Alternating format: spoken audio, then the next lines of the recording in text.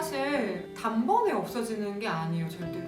좋아졌다 나빠졌다 한다라는 걸 말씀을 꼭 드려요. 그러니까 나는 이러면 안 되는데 왜 이런 마음이 자꾸 드는 거지? 안녕하세요. 네, 너는 꽃 식이장애 커뮤니티를 운영하고 있는 박지연 상담심리사입니다. 네. 안녕하세요. 저는 안녕하세요. 멘토 반입니다. 네, 뒤에 멘토님 계십니다. 네. 오늘은 조금 여러분들이 좀 되게 궁금해하시고 자주 저한테 이제 질문하는 거를 좀 답변을 드리려고 해요. 우리 반이 멘토님 뭐죠? 커뮤니티 같은 데를 보면은 네. 항상 되게 구토를 많이 하시는 분들이 많은데요. 네네네. 왜 그렇게 반복을 어. 많이 하는지, 그리고 왜 구토를 네. 쉽게 끊을 수가 없는지 네. 그런 것들을 되게 많이 물어보시더라고요. 네네네. 그래서 그런 것들에 대한 답변을 좀 네, 그렇죠. 네, 저도 실제로 이제 상담을 하다 보면 구토가 왜 이제 자꾸 없어지지 않는지, 그리고 왜 이거를 이렇게 되게 안 하고 싶은데 의지로 내가 이렇게 안 하겠다고 결심을 아무리 하셔도 잘 되지 않는 부분에 대해서 되게 많이 속상해하시고 그런 자기를 비난하는 그 모습을 되게 많이 보게 돼요. 그리고 이제 상담을 이제 뭐 시작한 지 6개월이 지났는데도 혹은 뭐 1년이 지났는데도 구토가 없어지지 않는 경우에 굉장히 이제 막 나는 나아지지 않는 것인가? 그러니까 이 병을 극복할 수 없는 것인가? 그런 것 때문에 이제 되게 많이 힘들어 하시고 무기력한 어떤 그런 그 마음을 되게 많이 호소하시기도 해요. 근데 이제 그런 이제 질문을 받거나 이제 상담을 할 때 이제 그런 무력감에 이제 빠져 있는 분들에게 이제 제가 꼭 드리는 말씀이 뭐냐면은 구토는 사실 단번에 없어지는 게 아니에요, 절대로. 그러니까 구토를 하는 게 근원적인 그 기저를 좀 여러분들이 이해를 하셔야 되거든요.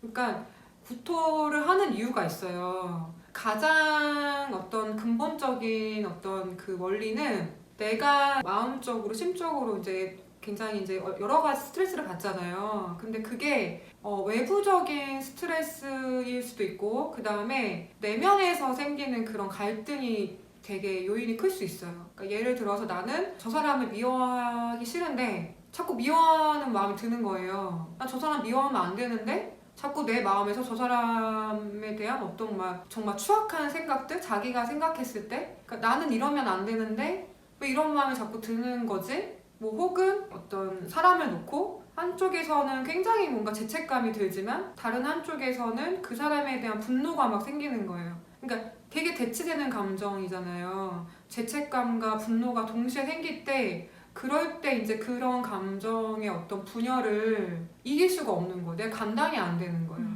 제가 경험한 바로는 외부적인 스트레스도 되게 크지만 내면의 어떤 그런 갈등이 굉장히 이제 복합적으로 일어날 때 그럴 때 이제 구토를 많이 하시게 되거든요. 그러면 식이장애를 치료하는 네. 중간에도 이제 네. 구토가 점점 이제 줄어들긴 하겠지만 네네네네. 할 수도 있다는 거죠. 그렇죠. 그래서 제가 꼭 치료 전에 말씀드릴 때 증상, 특히 이제 구토는 좋아졌다 나빠졌다 한다라는 걸 말씀을 꼭 드려요. 이게 단번에 없어지는 게 아니라 상담을 하는 중에도 계속 더 심해질 수도 있고 아니면 이렇게 좀 이렇게 뭔가 잠재적으로 조금 줄어들 수도 있고 근데 그런 걸 왔다 갔다 하면서 결국에는 없어지는 거다라고 이제 말씀을 드리거든요. 그러니까 그게 왜 그러냐면 상담은 어쨌든 내면을 알아가는 과정이잖아요. 그래서 나의 어떤 의식에서 뭔가 알지 못했던 그런 무의식에 있는 그 부분들까지 내가 깊숙하게 알아가는 어떤 과정이라고 보시면 되거든요. 그래서 내가 내 내면에서 알지 못했던 어떤 마음의 부분들을 알아차리고 그 알아차리는 과정을 통해서 또 수용하는 과정이라는 게 있어요. 그러니까 그 마음을 수용하려면 시간이 좀 필요하고 또 자기에 대한 어떤 이해와 어떤 그 사랑이 생겨나면서 결국에는 그 감정들을 내가 수용하고 소화시키는 능력이 커져야지만 구토가 없어질 수 있거든요.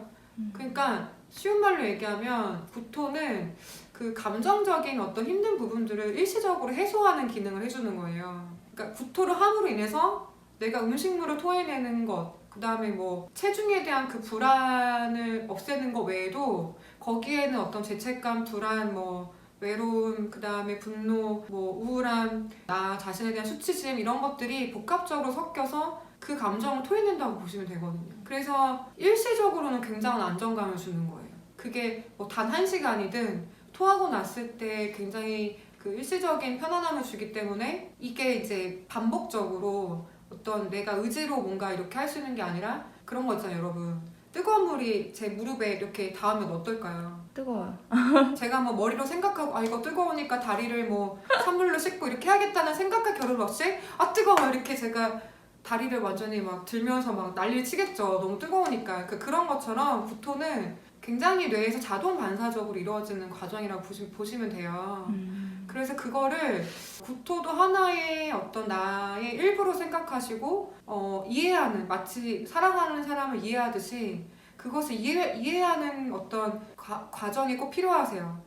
관찰자적인 제3자의 눈으로 그 구토를 내가 왜 하게 되는지 그런 어떤 과정을 이해하는 그런 시간이 꼭 필요해요. 그러니까 그 시간을 거쳐서 결국에는 그것을 수용하게 되고 그리고 나를 이해하는 과정을 거쳐서 이제 증상이 소거되는 거기 때문에 왜 나 빨리 구토 안 없어지지? 막 구토 빨리 안 해야 되는데 이런 어떤 접근은 사실 죄책감이나 그 비난을 더 키우시거든요.